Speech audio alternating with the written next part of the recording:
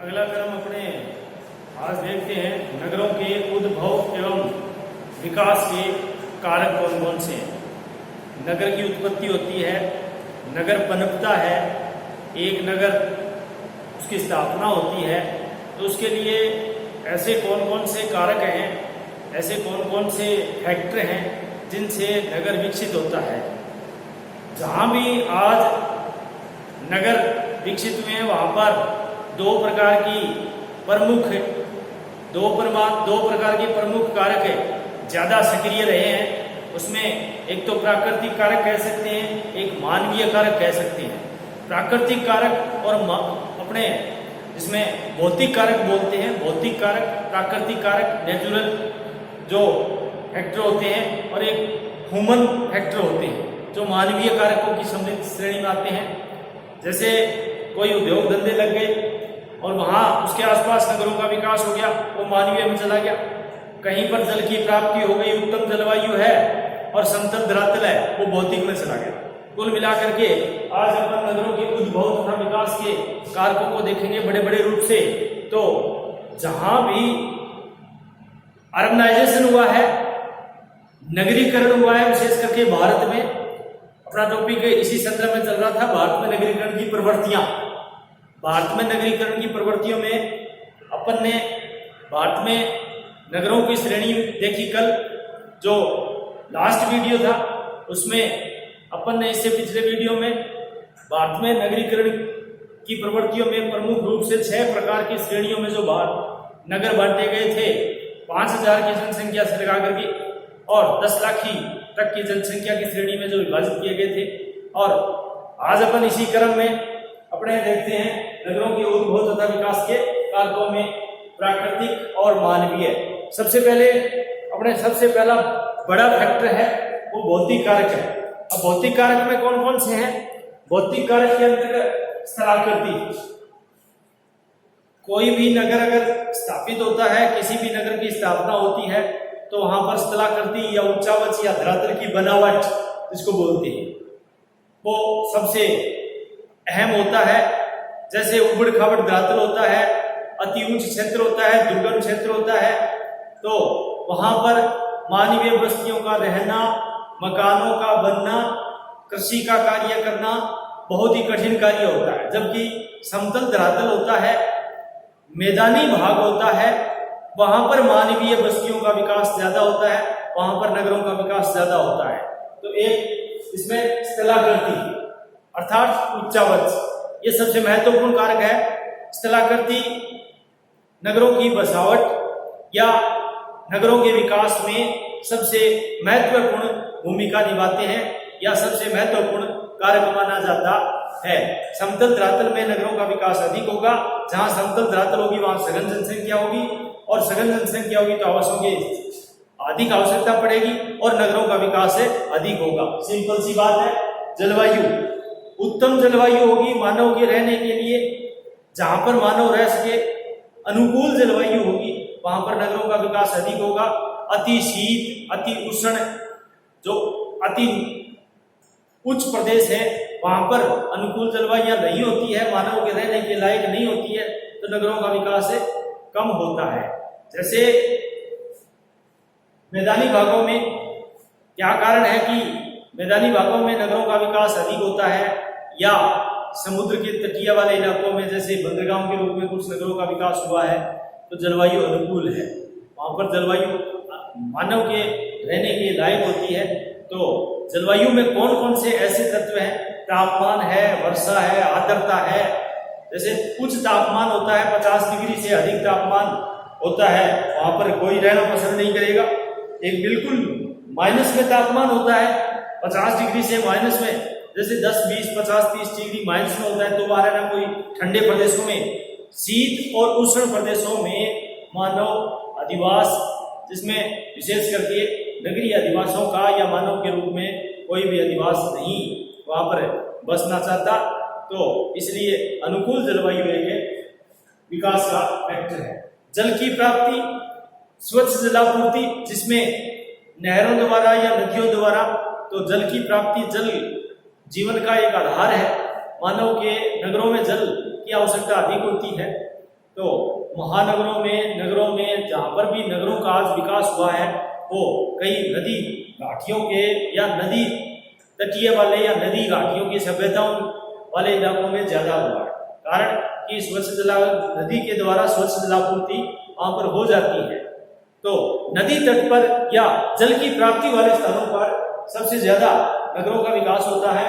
सबसे ज्यादा फैक्टर जल की प्राप्ति, जिसमें स्वच्छ जलापूर्ति, क्योंकि दैनिक जीवन से लगा करके जहां भी उद्योग धंधे हैं, नगरों में ज्यादातर उद्योग धंधे होते हैं, उच्च शिक्षण संस्थाएं होती हैं, चिकित्सा सुविधा होती है, रोजगार के साधन ज्यादा होते हैं, मानव का आकर्षण का केंद्र होता है, तो जल की अधिक आवश्यकता पड़ती है।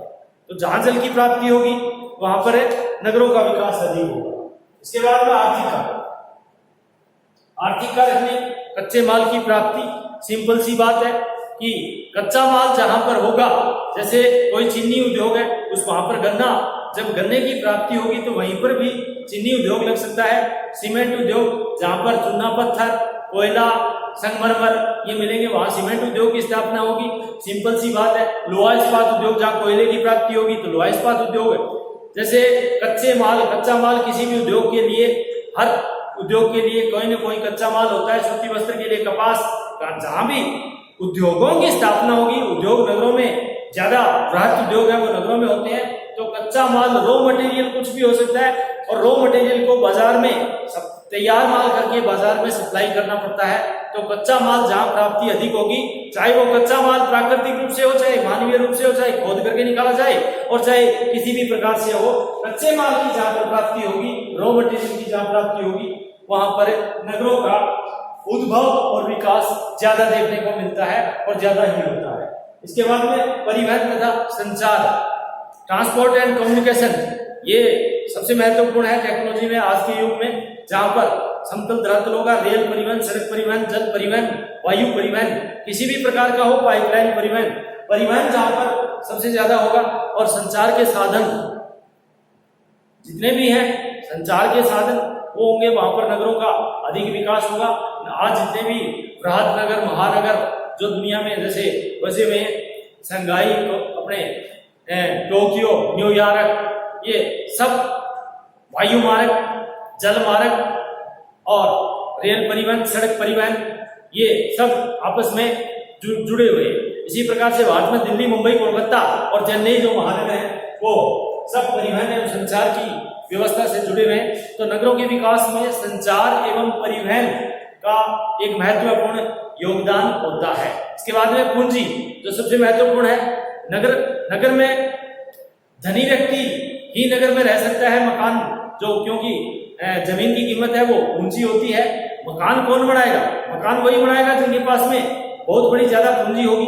नगरों में मकान बनाना मतलब इसका मतलब ये हुआ कि जिसके पास में कोई बहुत बड़ी पर्याप्त पूंजी होगी, जिसमें महंगी जमीनें मिलती हैं, सब कुछ महंगा होता है। सब अगर अधिवास, कोई नगरों में अधिवास बनाता है कोई जमीन लेकर के, तो उसके पास में पर्याप्त पूंजी होना अति आवश्यक है। पूंजी होगी वही नगरों में रहता है। तो नगरों में खेती करने वाला आदमी तो रहता नहीं है, वो तो गांव में रहता है। तो नगरों में कौन रहेगा? जिसके पास में पर्याप्त पूंजी का साधन हो। तो पूंजी भी फैक्टर है, पर्याप्त पूंजी होनी चाहिए। तो कुल मिलाकर के ये आर्थिक कारक में चले जाएंगे। इसके बाद में सामाजिक एवं सांस्कृतिक कारक। सामाजिक एवं सांस्कृतिक कारक ये भी एक बहुत जरूरी है, जिसमें अपने किसी भी कोई सेवा सेक्टर में है, जैसे कोई सर्विस करता हो, चाहे वो प्राइवेट हो, चाहे वो निजी हो, चाहे वो कोई भी सरकारी हो, वो जहां पर आवासीय कॉलोनी होती है, जिसको बोलते हैं अपने रिहायशी क्षेत्र, तो वहां पर वो उसी समाज में रहना चाहेगा जिस समाज में वह, उस समाज के लोग वहां पर या उस सर्विस सेक्टर के लोग रहते हैं, उसी कॉलोनी में वो रहना पसंद करेगा। सामाजिक एवं सांस्कृतिक कारक भी लोगों को बड़ा महत्वपूर्ण, मतलब नगरों के बसाव के लिए प्रभावित करते हैं। इसके बाद में राजनीतिक कारक।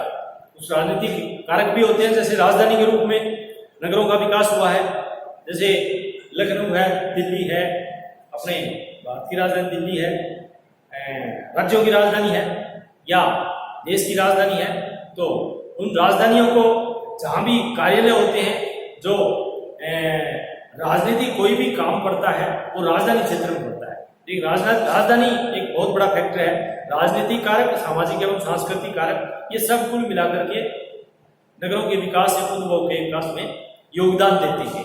इसके अलावा भारतीय नगरों के संदर्भ में देखा जाए तो विभिन्न चरणों के द्वारा विभिन्न चरणों के माध्यम से नगरों का विकास हुआ है। विभिन्न चरण जिसको बोलते हैं स्टेप।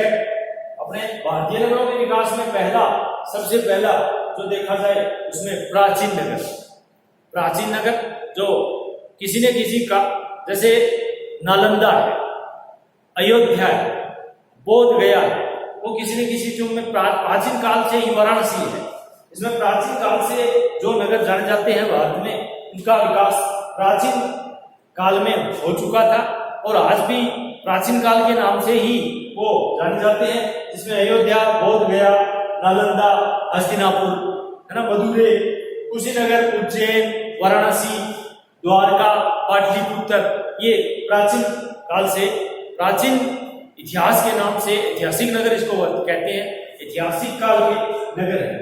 तो ये पहला चरण प्राचीन नगर। दूसरा मध्यकालीन है।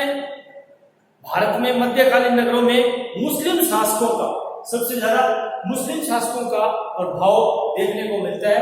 मुस्लिम शासकों का अधिक प्रभाव रहा था मध्यकाल में, और विशेष करके मुस्लिम शासकों के द्वारा जो नगर बसाए गए थे वो मध्यकाल के नगर दूसरी चरण में आते हैं, जिसमें कौन कौन से थे और सबसे बड़ी विशेषता क्या थी इसमें? किलेबंदी, मस्जिद, चौक, बाजार, ये व्यवस्था इनको यहाँ पर देखने को मिलती है। मुस्लिम शासकों के द्वारा किलेबंदी, विभिन्न प्रकार के, जैसे मुस्लिम शासकों का एक धार्मिक स्थल होता है मस्जिद और चौक और बाजार, ये सारी व्यवस्थाएं मध्यकालीन नगरों में देखने मिलती है। नगर देखने मुख्य रूप से भारत में आगरा, अहमदाबाद, अलीगढ़, औरंगाबाद और शाहजहांपुर, ये विशेष प्रकार के नगर मध्यकालीन नगर हैं जो मुस्लिम शासकों द्वारा बसाए गए थे, विकास किया गया था। तो ये भारतीय नगरों के दूसरे चरण में। तीसरे चरण में एक आता है ब्रिटिश शासनकाल। अंग्रेजों के टाइम में, आजादी से पहले भारत पर अंग्रेज शासन किया करते थे। उन्होंने रेल मार्गों का विकास किया और रेल मार्गों के साथ साथ में परिवहन व्यवस्था, संचार व्यवस्था को जोड़ करके एक केंद्रीय व्यापारिक क्षेत्र, क्योंकि भारत में कच्चा माल मिलता था और वो अपने कच्चा माल को तैयार करके भारत में ही खपा देते थे, तो ट्रांसपोर्ट की एक अति आवश्यकता थी।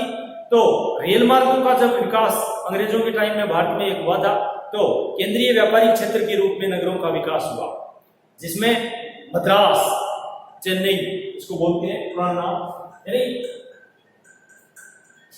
ब्रिटिश काल के नगर, विशेष करके सेंट्रल बिजनेस डिस्ट्रिक्ट, ये जो बनाए गए थे, इनमें विशेष प्रकार की जो व्यवस्था की गई थी, उनमें उनको तैयार माल लाने के लिए और कच्चा माल बेचने के लिए, कच्चा माल को तैयार माल में परिवर्तन करके, और भारत में अंग्रेजों द्वारा जो नगर बसाए गए थे, अंग्रेजों के काल में जो नगर थे, उसी श्रेणी में ये ब्रिटिश काल के नगरों की श्रेणी में आप देख सकते हैं। ये कुछ नगर आजादी के बाद जो नगरों का विकास हुआ था, आजादी के बाद जो नगर विशेष करके राजधानी के रूप में जो नगर विकसित हुए थे, वो आजादी के बाद सारे। इसके बाद में आता है भारत में नगरों का वर्गीकरण। वो विभिन्न प्रकार के आधार मान करके अपने वर्गीकरण किया गया है। जैसे स्थिति के आधार पर नदी तटीय नगर, नदी के किनारे पर जो नगर होते हैं, कानपुर है वो गंगा नदी के किनारे पर है, उदाहरण के रूप में देख सकते हैं अपने, और वाराणसी है, ये सब नदी तटीय नगर आते हैं। तो स्थिति के आधार पर और उसको नदी तटीय, झील तटीय, किसी झील के किनारे पर जो नगर होते हैं, जैसे उदयपुर है वो झील है, हर क्षेत्र में कोई न कोई झील के किनारे पर नगर होता है, वो झील तटीय आ जाता है। बंदरगाह के रूप में विभिन्न तीन ओर से, जैसे पानी से घिरा हुआ है अरब सागर, बंगाली खाड़ी, तो इसमें जैसे पारादीप है, चेन्नई है, मुंबई है, ये सारे नगर हैं, वो बंदरगाह के रूप में। कुछ मैदानी भागों में नगर भी बसाए गए थे, जिसमें अपने राजधानी नगर के रूप में जैसे लखनऊ है ये मैदानी भागों में उस नगरों का विकास किया गया था। तो मैदानी इलाकों में जो नगर बसे उसको मैदानी भागों में बांट दिया गया, और जो समुद्र तटीय नगर है उसको बंदरगाह नगर कह दिया, और जो कोई झील के किनारे पर नगर है उसको झील तटीय कह दिया, और कोई नदी के किनारे पर नगर है उसको नदी तटीय। इस प्रकार से स्थिति के आधार पर नगरों का वर्गीकरण किया गया है। कुल मिलाकर के नगरों का जो वर्गीकरण प्रस्तुत किया गया है उसमें औद्योगिक नगर, जैसे कोई भी भिलाई, जमशेदपुर, ये किस नाम से जाने जाते हैं? लोहा इस्पात उद्योग के। जमशेदजी टाटा ने 1907 में एक कारखाना स्थापित किया था, और वहां पर लोहा इस्पात का कारखाना स्थापित करके और जमशेदपुर नाम रख दिया। भिलाई उड़ीसा में है, तो ये अपने जो भी राउरकेला ये भी उड़ीसा में है। लोहा इस्पात की कंपनियों के कारण जाने जाते हैं। और विभिन्न प्रकार के जो औद्योगिक नगर हैं वो सारे उद्योग धंधों, जैसे कोई भी उद्योग है, सूती वस्त्र उद्योग है जैसे, तो सूती वस्त्र का कारखाना जैसे कानपुर है, अपने चमड़ा उद्योग के लिए प्रसिद्ध है। और अपने महाराष्ट्र में अपने मुंबई है, वो सूती वस्त्रों की राजधानी है, तो वहां पर सूती वस्त्र का भीलवाड़ा है, सूती वस्त्रों की राजधानी राजस्थान में अपने भीलवाड़ा सूती वस्त्र की राजधानी है। तो वो कुछ उद्योगों के लिए सीमेंट उद्योग है, जैसे अपने चित्तौड़गढ़ में सीमेंट उद्योग है, राजस्थान में विभिन्न प्रकार के सीमेंट के कारखाने हैं। तो औद्योगिक दृष्टि से कुछ नगर जाने जाते हैं। और कुछ व्यापारिक केंद्र हो गए, जिसमें व्यापार के रूप में सीबीडी, केंद्रीय व्यापारिक क्षेत्र के रूप में, जैसे एक औद्योगिक भिवाड़ी अलवर जो है ना, वो औद्योगिक में चला गया। नीमराणा, ये सारे क्षेत्र राष्ट्रीय राजधानी क्षेत्र के अंदर अपने चले गए। इस प्रकार से कुछ परिवहन नगर भी कहलाते हैं। परिवहन नगर में कौन कौन से हैं? विभिन्न परिवहन जो मिला करके, जैसे चेन्नई, कोलकाता, मुंबई, ये सारे वायु परिवहन, और जल परिवहन, मुंबई और चेन्नई जल परिवहन, तो वो परिवहन नगर के माध्यम से परिवहन नगर के रूप में जाने जाते हैं। कुछ प्रशासकीय नगर भी होते हैं, जैसे राजधानी नगर है वो प्रशासकीय है। राजस्थान की राजधानी जयपुर है, और भारत की राजधानी दिल्ली है। विभिन्न राज्य राजधानी और राष्ट्रीय राजधानी जो भी है वो प्रशासकीय नगरों की जाने जाते हैं। कुछ खनन नगर भी होते हैं, जहां पर विभिन्न प्रकार के खनिज मिलते हैं, तो वो खनन नगरों में चले गए, जिसमें विभिन्न प्रकार के जैसे खान का काम होता है, रानीगंज है, झरिया है, यहाँ पर कोयला मिलता है, तो वो खनन नगरों में चला गया। और कुछ सैन्य नगर हैं, मिलिट्री सिटीज बोलते हैं। सैन्य नगर में जैसे पोर्ट ब्लेयर है, अंबाला है, मेरठ है, कानपुर है, ये सारे सैन्य नगर है। सिकंदराबाद है ना, जिसमें सूरत है, दिल्ली कैंट है, ये सारे सैन्य नगर में चले गए। कुछ मत्स्य नगर है, जहां मछली का पालन होता है, तो वो मत्स्यकालीन हो गया। धार्मिक नगर जैसे वाराणसी है, ये धार्मिक नगर भी है। अयोध्या, बोध गया, ये सारे कुछ शिक्षा के केंद्र है, तो नालंदा, तक्षशिला, ये शिक्षा के केंद्र के नगर के रूप में प्राचीन काल में जाने जाते हैं। इस प्रकार से भारतीय नगरों का वर्गीकरण कई आधारों के आधार पर किया जा सकता है। धन्यवाद।